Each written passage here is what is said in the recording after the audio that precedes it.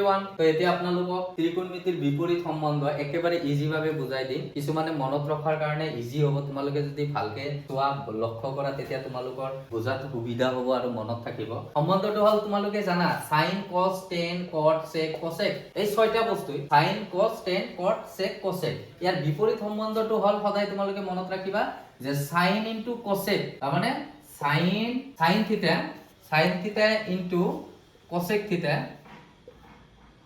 theta equal to 1, और তুমি এটো এনেকেও লিখিব পাৰা যে sin theta equal to 1 by cosec theta বা cosec theta equal to 1 by sin theta একেই কথা। গতিকে এটা মুখস্থ কৰিলে তোমালোকে এই সিৰিয়ালি প্ৰথমটো আৰু লাষ্টৰটো পূৰণফল সদায় 1, তাৰ মানে sin theta into cosec theta is equal to 1, cos theta into sec theta is equal to 1। Same প্ৰসেসত কি হ'ব, cos theta into sec theta is equal to 1। তুমি এটো এনেকৈ লিখিব পাৰা যে cos theta equal to 1 by sec theta বা তুমি sec theta is equal to 1 by cos theta, গতিকে এনেকৈ লিখিব পাৰা।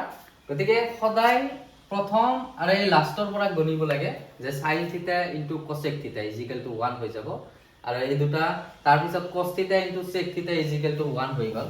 তাৰ পিছত তুমি এইটো ৰাখি দিলা, cos theta টো ৰাখি দিয়াৰ পিছত cosec sec টো হিপিনে গলে 1 by sec হৈ গল। তাৰ পিছত তুমি কি আহিব, tan theta into cot theta is equal to 1। গতিকে tan theta into cot theta is equal to 1।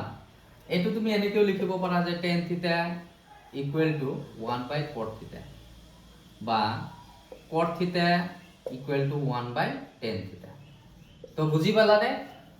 ঠিক আছে, মই আৰু একবাৰ কৈ আছো যে sin theta বিপৰীত সম্বন্ধখিনি এনে ধৰণৰ হয় যে sin theta into cosec theta is equal to 1, এটো হল এক নাম্বার। আৰু দুই নম্বৰটো হল cos theta into sec theta equal to 1, আৰু তিনি নম্বৰটো হ'ব tan theta into cot theta is equal to 1। গতিকে এইটো হল ত্ৰিকোণমিতিৰ বিপৰীত সম্বন্ধ। সদায় মনত ৰাখিবা প্ৰথম sin আহে, লাষ্টটো হল cosec, গতিকে sin into cosec equal to 1। তাৰ পিছতটো হল sinৰ পিছত cos আহে আৰু cosecৰ আগৰটো হল sec, গতিকে এই দুটা cos into sec equal to 1। তাৰ পিছত cosৰ পিছত tan আহে আৰু secৰ আগত cot আহে, গতিকে tan into cot equal to 1। এটো হল ত্ৰিকোণমিতিৰ বিপৰীত সম্বন্ধ। গতিকে মনত ৰাখিবা, তোমালোকৰ কাৰণে ভৱিষ্যতত কামত আহিব।